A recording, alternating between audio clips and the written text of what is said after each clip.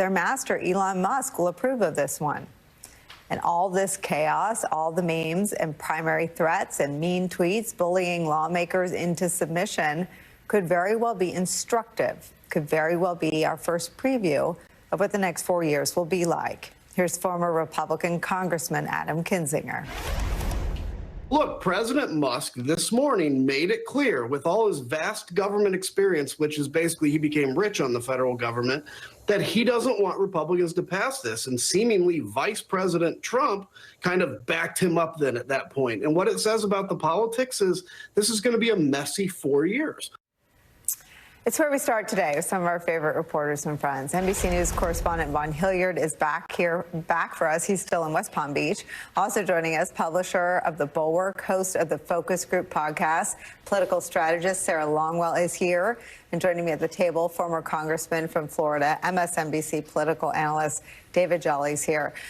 Vaughn Hilliard, I am a student of patterns, and the pattern is that when someone near Trump looks more likely to be named the next time person of the year than Trump himself, that person is sometimes cast off the island. Is Musk anywhere near that kind of danger at this point, since he seems to be running Washington? And the part is for Donald Trump that person that we're talking about is somebody who is wealthier than he is, and somebody who has a greater number of companies, and arguably somebody who has a larger footprint on his own social media platform is bigger than Donald Trump's. Elon Musk hasn't been pushed away here at this point, but I got to go back. I remember sitting on the side of the road in my car back covering the midterms back in 2022, Nicolle, when there were tweets that were going out in real time between Donald Trump and Elon Musk. At the time, Elon Musk was saying how he had never voted for a Republican in his life until 2022. So this is not somebody who is steeped in conservative politics, yet now House Republicans are essentially deciding on budgets based off of his social media posts. But at the time, it was Elon Musk that was saying that Donald Trump should, in his own words, sail off into the sunset, and that an 82-year-old should not be president of the United States. And in return, it was Donald Trump who was, on his social media account, was suggesting that Elon Musk would come into the White House, into the Oval Office in his first term, and would ultimately, if he told him to, would go onto his knees. He would say, quote, when Elon Musk came to the White House asking me for help on all of his many subsidized projects, whether it's electric cars that don't drive long enough, driverless cars that crash, or rocket ships to nowhere, without which subsidies he'd be worthless, in telling me how he was a big Trump fan and a Republican, I could have said, drop to your knees and beg, and he would have done it. He went on to call him a BS artist. Those are words about Donald Trump, about Elon Musk, the now man who he is essentially held up as a proxy of his on social media at a moment in time before he's even president. But it's really quite stunning to watch him, I guess, cede so much power to somebody who he clearly didn't have much trust in just 24 months ago.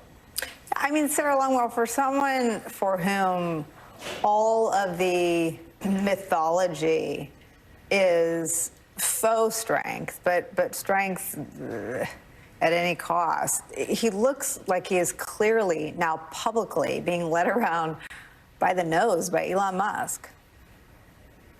Yeah, look, I don't know. I don't like to get into the psychology of Donald Trump, because Donald Trump's mind seems like a very dangerous place to try to get into. And so, look, all I can say is I think it seems like this is how he wants it. He likes having sort of Vivek Ramaswamy and Elon Musk out there as his enforcers with Congress. And it feels like already Donald Trump's been sort of weirdly quiet as these things have played out. And it feels like, look, I think Donald Trump ran to stay out of jail. I think that's why he did it. Donald Trump doesn't care about the American people. He doesn't care about running the American government. And so right now, I think he's just set up his own reality show. And I think it seems like he's kicking back and watching how it plays out. And he's letting these other guys do his dirty work. And right now, I think this shutdown is interesting, or the potential shutdown, because I think that Donald Trump thinks that they can do this now without him being Donald Trump, catching like having to take responsibility for it. He thinks Joe Biden will end up having to take responsibility for it. And so I think it's him sort of laying down a marker of these are my guys who are going to be running things. Everybody get used to it. But he feels like it, you know, it won't sort of ricochet back on him because he's not president yet. But I will say there is something, I don't know exactly what the word would be. There's something about watching Republicans who have empowered Elon Musk, RFK, Tulsi Gabbard, Donald Trump, all people who, by the way, 10 years ago were Democrats, and in some cases much more recently were Democrats. It's interesting watching Republicans having emboldened and embraced all of these characters, only to have these characters turn around and make it 100% impossible for them to govern. Well, not just impossible for them to govern, but I think what Sarah just described is a phenomenon you and I were sort of canaries in the coal mine been talking about since the primary 2015, that the Republican Party's embrace of Trump has nothing to do with Republican things. It has nothing to do with conservatism. Yeah. And to Sarah's point, you know, the turning over of the levers, and now they control all the levers of power, the Republican Party ostensibly, but to turn over the House to Musk and Ramaswamy, and to ask the Senate, also controlled by Republicans, to confirm RFK and Tulsi. It is a remarkable sort of abandoning of the party. It's wild. I mean, so part of what we're seeing today is the asymmetry between money and democracy. I mean, Elon Musk is a billionaire bully, and he's pulling that off. But what we're also seeing is an exercise in ignorance, because nothing that Elon Musk thinks he's fighting for is actually real. And the other piece of this is, this was not a fight they needed to pick. This would have sailed through. Republicans on Capitol Hill would have had their angst and anxiety about it. But the truth is, Hakeem Jeffries and Democrats, in moments where governing was required, have done that in the last 2 years. He's led the coalition, be it on funding for Ukraine, raising the debt ceiling, keeping the government open a year ago. Democrats would have provided votes again this time. Everybody would have had a Merry Christmas, Happy Holidays, Happy New Year. Elon Musk and Donald Trump decided to pick this fight, and now it is not. I agree with Sarah's analysis about Donald Trump, but I also think Donald Trump's analysis is actually wrong. Yeah. Joe Biden doesn't bear any blame for this. This was going to sail through. The government was going to stay open. Trump and Musk, Trump and his two doges, chose to pick this fight, and they're going to lose this fight. And so the question is, how do you get out of it now? The biggest chess move of all starts with Hakeem Jeffries, because does he deliver his caucus? Does he deliver a single vote for this? If he doesn't, there's no way out of this for Republicans, and Joe Biden's not going to get blamed for it. Donald Trump and Elon Musk will. Vaughn, since we've been on the air, I've just been handed NBC's latest reporting that suggests that House Republicans appeared to have finessed a second spending agreement to avoid a looming government shutdown hours after the original bipartisan agreement was torpedoed by Trump. This feels like partly manufactured drama, partly, you know, wiping the egg off their faces. Is this likely to hold if you're seeing this reporting as well?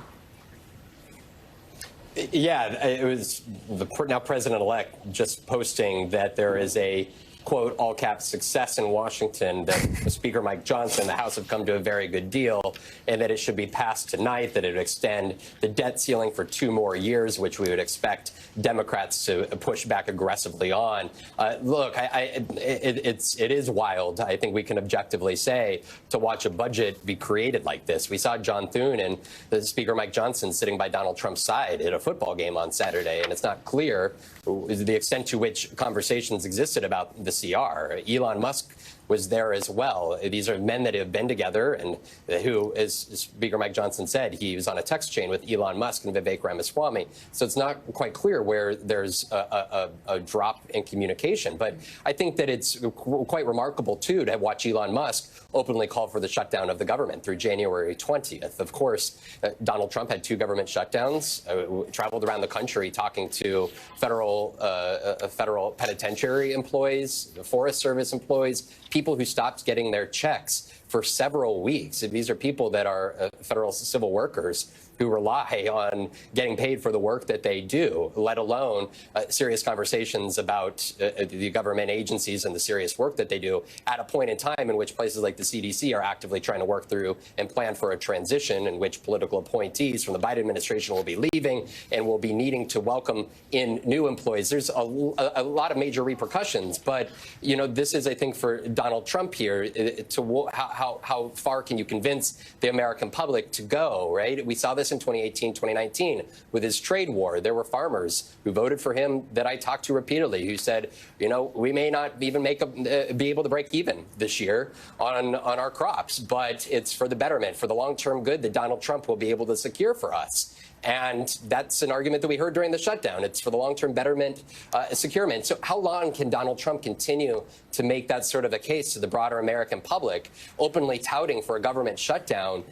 It's really tough. That's one of, I think, our reporting questions that ultimately only the American people can answer to, because Elon Musk can cheer on a government shutdown, but the implications for folks who are entering the holidays are very real. I talked to government employees who cried with me back in 2019 during the government shutdown. So I don't know how much Donald Trump is going to be able to buy into that. There isn't a lot of precedent, Sarah, for government shutdowns once they're being endured, endearing politicians responsible for them. And I take your point that Musk running the country is Trump's design. And the reason at this point he doesn't probably feel threatened is because it's an arrangement that works for him. But the Democrats are, this is the state of Connecticut. Democrat Representative DeLauro, the former Appropriations Committee chair, is now the top Democrat, slamming Speaker Johnson and Republicans for reneging. She said there was, quote, a good agreement in place, quote, but for President Musk. And let me show you what Hakeem Jeffries had to say about not even knowing who to negotiate with. That bipartisan agreement has now been detonated because House Republicans have been ordered to shut down the government and hurt the very working class Americans that many of them pretend to want to help. What do you make of the role, though, to build off of that Musk is playing here? Who is in charge, do you view, in terms of who you have to negotiate with? That's a great question. I don't have the answers right now. It's a question that doesn't seem to have an obvious answer, and maybe doesn't have an obvious answer because the politics aren't yet obvious to the Trump side. But whether by design or by circumstance, it is certainly shrouding this transition in a whole lot of who's on first questions, giving the Democrats what seems like an opening. Yeah, look. All we're getting right now is a preview into the next 4 years, especially the next 2 years, right, while Republicans are entirely in charge of the government. And I think it's important to realize that, A, this is what the American public asked for, and B, governing is actually for grown-ups, and Republicans are children who have empowered the richest man in the world to basically just tell them what to do via tweet and text messages. The idea that this CR was getting negotiated last night between Vivek Ramaswamy, Mike Johnson, and Elon Musk via text, maybe it wasn't last night, the night before, but these are just preposterous things. And I think that really is what the American public is about to see. And I think they think it might be fun for a while. Things stop being fun when checks stop arriving, when prices go up because of tariffs, when the government shuts down and you can't go to any of the places like the zoo or any of the places that the federal government runs. You don't get. There's a million things that happen. And Musk saying, oh, just shut it down and, we'll all be fine for 33 days. This is a person with no understanding